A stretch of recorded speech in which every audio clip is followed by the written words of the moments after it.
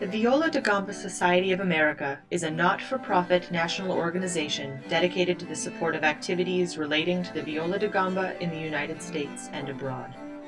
It is a society of players, builders, publishers, distributors, restorers, and others sharing a serious interest in music for viols and other early bowed stringed instruments. In 1962, 50 years ago this year, the VdGSA was incorporated by a small nucleus of enthusiastic viol players who frequently met to play consort music in rural Maryland. It seems to me almost a redundancy. Enthusiastic and viol player in the same sentence? Hard to believe, I know. The concept of an annual conclave was also born at that time. As membership increased, conclaves eventually began to take place around the country in order to reach the ever-widening geographical spread of participants. What is this enthusiasm that has allowed such a society and an event such as Conclave to flourish so mightily for the past 50 years? Why do people come to Conclave for the first time, and why do they keep coming back? There's just one insane special moment after another, and it gets to be hard to remember which conclave it was. These special moments are hard to boil down to just one cause, but there are a few obvious answers, starting with the people. The VdGSA is the most special group of people, the smartest group of people I get to spend any part of the year with, and I'm very lucky to get to be a part of this wonderful place and to get to share such wonderful music with such wonderful people. Always. My birthday happens over Conclave, so it's like the best birthday present I could ever wish for. One thing I enjoy about Conclave is meeting interesting people. You sit down at lunch and you start asking a few questions, and life stories pour out at you. And these people are interesting because they've done many things. They aren't blinded by just, well, I play viol and that's all I do. But they mountain climb, or heavens knows what they have to find out. As this is my first conclave, my wife said to me before I left that, you're going to go and have so much fun, you're never going to want to go back to the double bass ever again, and you're just going to play viol all the time. I hate when she's right. Well, it's not really a thing, not really a specific incident, but just the camaraderie and the late night concerts and the whole atmosphere. Being in the same room with 150 Gamba players is an amazing experience. So it's clear that we have a group of remarkable people, and once you add music to the mix, we have all the makings of an addiction. I'd say it's been a life-changing experience, because I kind of let the viol lie latent for a few years, and when I had the opportunity to come to Conclave, it really got me excited about playing the viol again. And when I came here, I found there were wonderful people who really welcomed me with open arms, and it was so wonderful to be able to play six-part laws with all these great people. So that experience of playing that music in this very supportive environment is really quite wonderful. I have a terrific admiration for the way the society is run and the way these conclaves are run. So I think the wonderful thing about the Viola de Gamba Society is the way it establishes another musical culture that is so much like the 17th century culture that we love to read about in Pepys. So it's all about enjoying the music and enjoying people and having a reverence for the music and having fun all at the same time, which I think is a wonderful thing.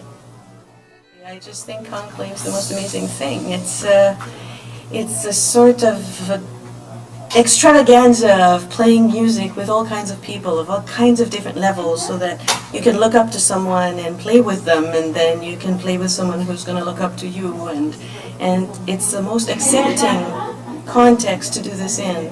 and you play absolutely exquisite music, and you learn and you bring back enough material that you've learned but that you haven't quite integrated to work on for a full year after that, and by that time you're just craving another conclave.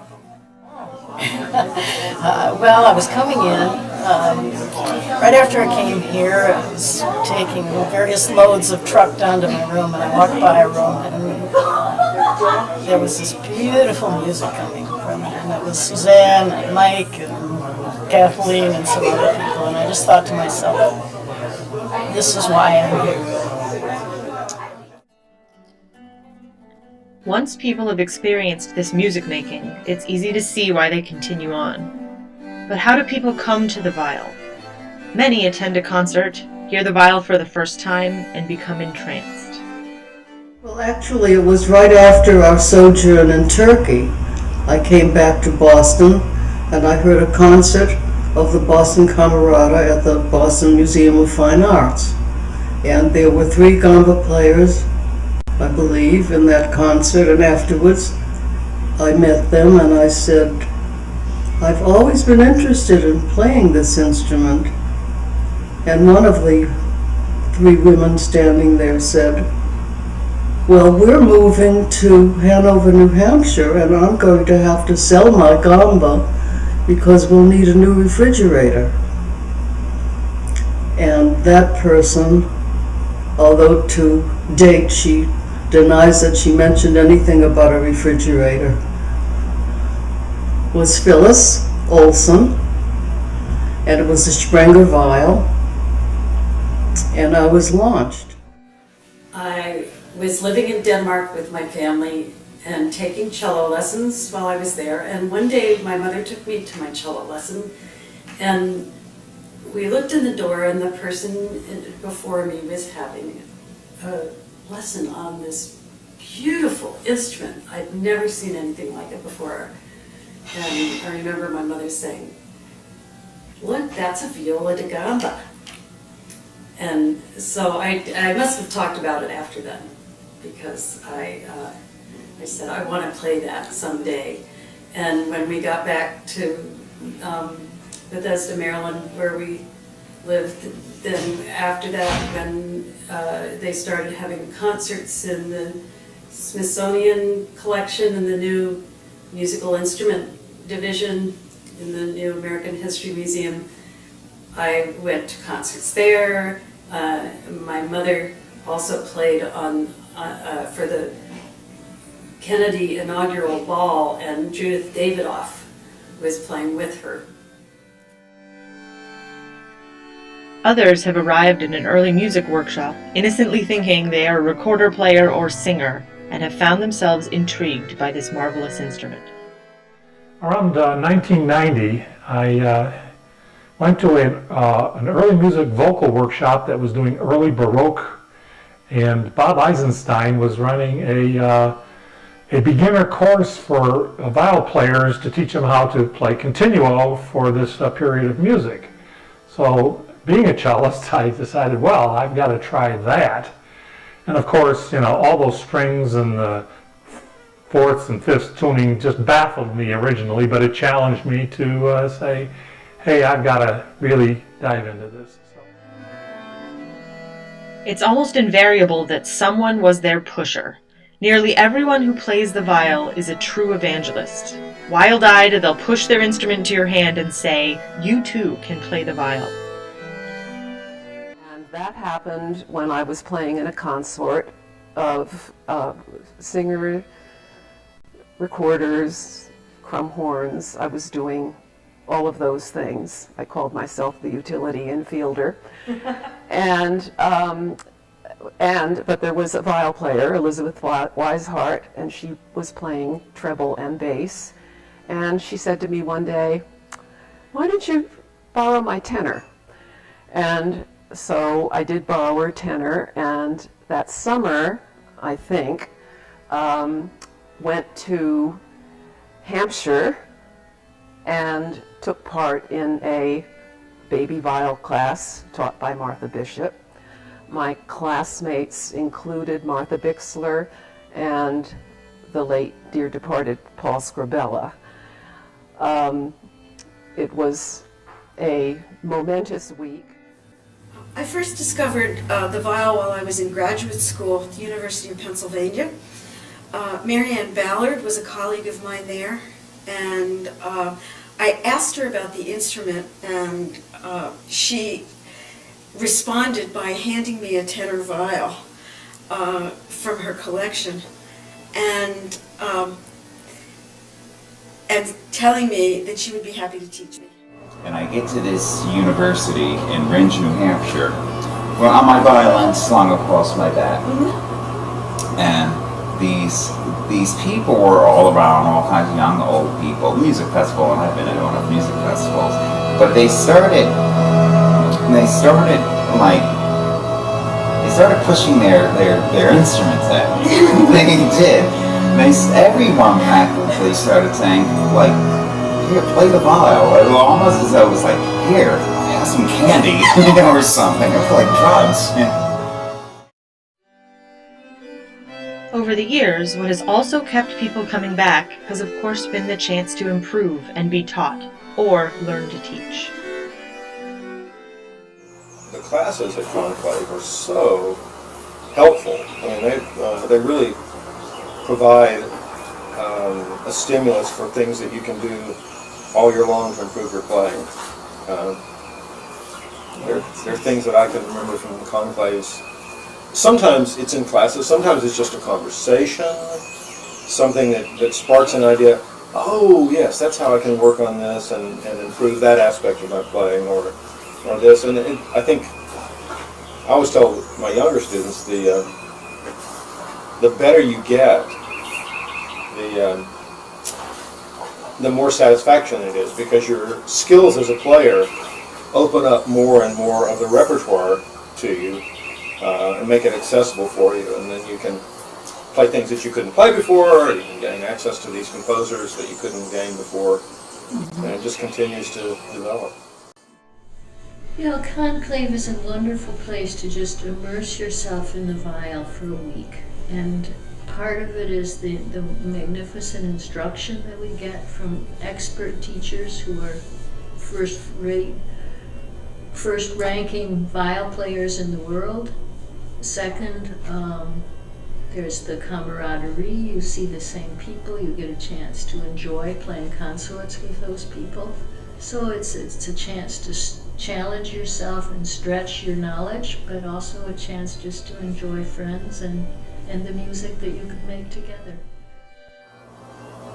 I think I have to start at Emmanuel College, which is my first conclave, in a room with 56 other tenor viol players being directed by Grace Feldman, and seeing her tune the group and point back 3 rows and say your F string is sharp. But at the end of the week, we played a 3-part little minuet with trills, you know, all 57 of us, and it was magic. You know, I mean, what can you do but fall in love with this instrument? And the teaching doesn't just go from teacher to student or student to student. Teachers have the chance to learn from other teachers. And I remember at one conclave, one of the things I remember, this is maybe the top of what I remember about faculty forward meetings before the conclave really started. One year, Brent came and he said, bring your bows with you. And we sat in a circle and he said, okay, everybody hold the bow the way you like to hold the bow. And then he went around from one to the next and he said, now, tell us 3 reasons why you do this. And it was fascinating because number one, it wasn't 2 different styles, it was 15 different styles of holding the bow, little changes this way and that way, and many different reasons for what people were doing. I like that kind of forum. I like having a way of sitting down and talking about things like that, and I think it just, to me, it just feels like this is really part of making the instrument part of this century. It has to be part of our lives, and we're not living in 1600, so we can reach back, we reach back from here. All of this bespeaks a deep emotional connection, not only with the people we have the chance to work with, but also the music we play. Conclave is a profoundly moving experience, and it's not just the giddy exhaustion that follows a week's worth of bliss. It's something that touches us. It's beauty. I went to my first conclave at Wagner College in Staten Island, and I had not been playing consorts steadily. I had played it on and off occasionally. I had been playing Gamba for a while. I was middle-aged, had been a professional singer, and really missed the music I had had when I had lost my voice. So I was really starved for music. I get to Wagner College and I wind up playing concerts with George Hunter and Minnie Barnweb and Sarah Mead. And we played all week, and we played all day, and we played all night till the wee hours. And it was a glorious week, and I came home and wept and wept and wept and said, I want to play music all the time, just like that. And I went on, have been playing consorts ever since, but it was a glorious start to it. So this was the year of the laws and the celebration, and Fretwork came to visit, and it was a high time, and that beautiful concert in which it was like a cathedral of holy, it was holy. And at the intermission, my friend Ann Martin, who was there for one of her first times, turned and looked at me with tears in her eyes and said, I didn't know such beauty existed. It would have to be my first, I suppose. Which was Annapolis, 82. And that was the one where I'm playing a bunch of music, the 6-part late at night. It was about Thursday, and I had 3 hours of sleep up till then. And I just zoomed into the center and heard all 6 parts. One of them had to be me, but that wasn't possible because I couldn't play music that hard. And I just stopped and just totally broke down. And it's not all about tears. There is a fiery joy that we get from experiencing music both under our own fingers and flying from the fingers of those we see on stage. And as I believe it was Edward Rothstein, who used to write for the Times, said that as amateurism declines, so does the audience for chamber music. That in the heyday of the string quartet, a lot of people were trying to play string quartets themselves, knew how hideously difficult it is to pull something like that off, and really had a very kinetic experience of what those people were going through up there. And I think for viol players it's the same thing. We've tried to play that very difficult music, and when we see people really ace it, it's a thrilling experience. We know what they're going through. And so much of the time, it does come back to the people with whom we share this special time. There is an absolute sense of a large-scale family reunion, where things are familiar and traditions stand. I started coming to conclaves 22 years ago, and over this time, the VdGSA and the people here at Conclave have become a special extended family to me. And every year when I come to Conclave, it's a family reunion. I absolutely love it. And I get to play wonderful music with them all, too. It's just great. The Gamba Society contacted me, and they were going to come to my school, where I taught in Rhode Island, Roger Williams University. And I thought, well, I guess I better go. I mean, they're So coming. you had never been to one before? No, never been to one. And so I decided, well, I'll sign up for classes. I won't worry about the meal ticket or anything like that. I'll stay at home. Well, after one day, I bought a meal ticket because I realized that sitting and talking with everybody at meals was a very important part of the process. And to this day, I regret that I didn't stay on campus because playing afterwards turns out to be. So basically, I discovered a new family. Did you like the social aspect of the conclaves? Social? What do you mean by social? Well, I know there were some people that liked to have their cocktails and listen to Wendell Margrave tell stories. Well, I don't remember any liquor around there. The biggest thing was that after I moved to Arizona, I discovered beef jerky. And I always said, well, I did a conclave with several jars of beef jerky in my village. And they leave me out here in Archie with their jerky.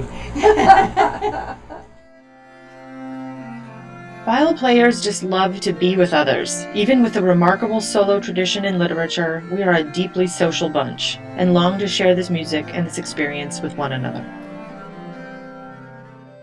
It isn't that viol saved our marriage saved our viols.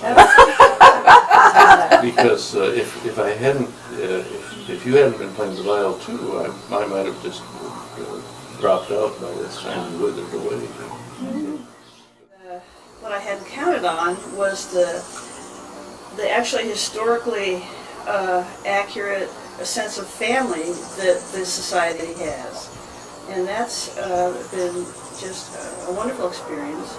It's, the instrument started out being played by families, aristocratic families, even though we have not followed in that path necessarily. But there's definitely a sense of viol community and support and a commonality that comes about through a mutual love of beauty. This commonality has made many of us reflect on the society and its place in our lives.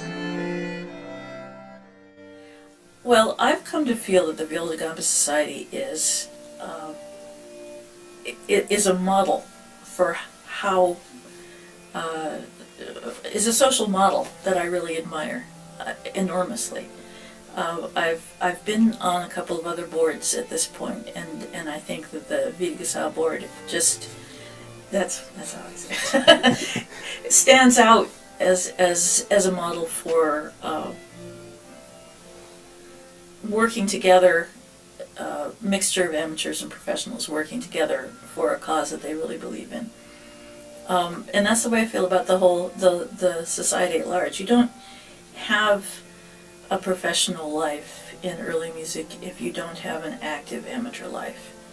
And the amateurs in the Viola Gamba Society are a privilege to know. They're some of the smartest, most interesting, self-motivated people I've ever met. And I always said that Ellen Powers was a model for me, how I wanted to grow older. And actually the society is full of people who serve as models for me, because it's full of people of all ages who love what they're doing and want to know things. They want to learn, they want to challenge themselves, they don't want to stay in one place. Fascinating group of people. I just feel lucky to get to spend so much time with them. Because this is a basically all volunteer organization, except for some of the people that actually have small payments for working at Conclave, you have people donating huge amounts of time and expertise to the organization just because they love it, because they love the viol, they love consort playing, they love the solo repertoire. Even if we can't play it ourselves, we love to hear other people play it and want to hear more of it. We think the world would be a better place, actually, if more people would play the viol, because there's nothing really as cooperative and satisfying as a well-tuned consort playing Jenkins or Ward or Bird or Gibbons or Laws. And it's just been a wonderful experience, and I hope the next 50 years do as much for the next generations of viol players as the first 50 years have done for those of us who've been members for a long time. So, VdGSA, on the occasion of your 50th year, so many people want to wish you well. I think you're wonderful. I love you forever. And keep it up. Keep it up forever. And so many people want to say, happy birthday. Happy 50th, VdGSA! Happy birthday, VdGSA! Happy birthday, VdGSA, from Parthenia and Richard Einhorn, with love. Happy birthday, VdGSA! Happy birthday, VdGSA! Happy birthday, VdGSA! Happy birthday, VdGSA! 50 years, 50 years, 50 years, 50 years. Happy birthday, VdGSA! Happy birthday, VdGSA! Happy birthday, VdGSA! Happy birthday, Gambas. Wish you a happy birthday, a joyous and celebrated birthday to you, dear Viola, Gamba Society of America. We wish you a long, long life. We wish you a happy birthday. We wish you a happy birthday, a joyous and celebrated birthday. We wish you a Gamba Society of America. We wish you a Gamba Society of America. We wish you a happy birthday, a joyous and celebrated birthday. We wish you a Gamba Society of America. We wish you a Gamba birthday. We wish you a long, long life.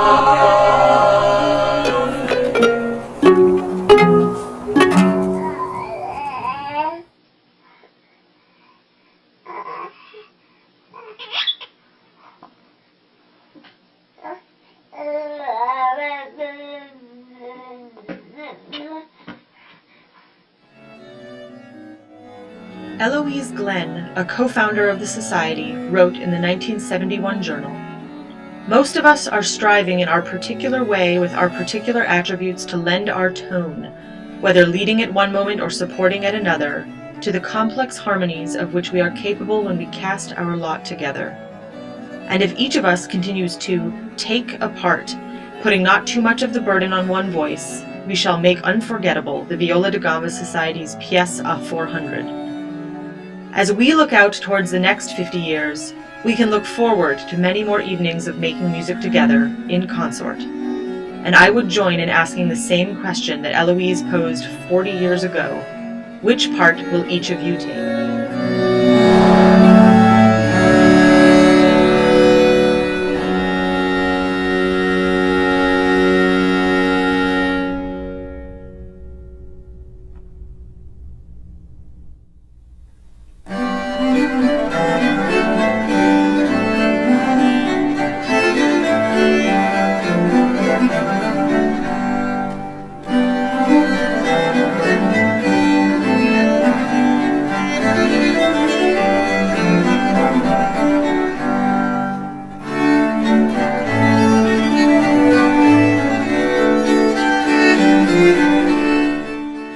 The VdGSA is okay.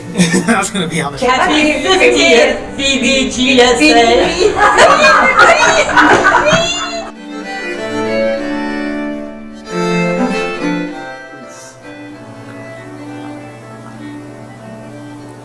What's the sense? You're not filming me. No. Good. You better not be. No. Of course I'm not. What's the sense? It's horrible, and it's no. Why do you play the viol anyway? I mean, come on. What is your point here with Why do you want to play that? You don't want to play that. I'm not seriously on tape, No, am of course not. Of course not.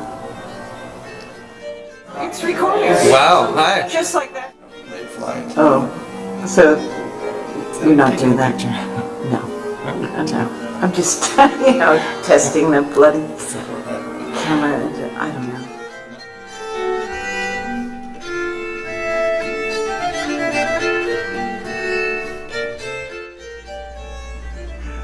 Judith, when did you first attend a conclave? I can't remember the exact year, but I know that it... Oh, God. I'm sorry.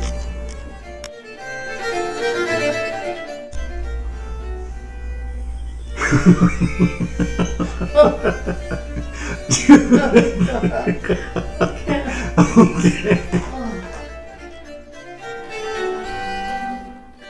Oops.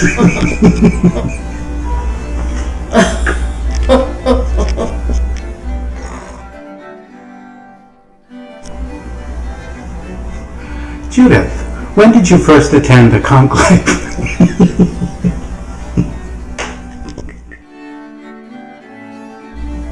Judith, when did you first attend a conclave?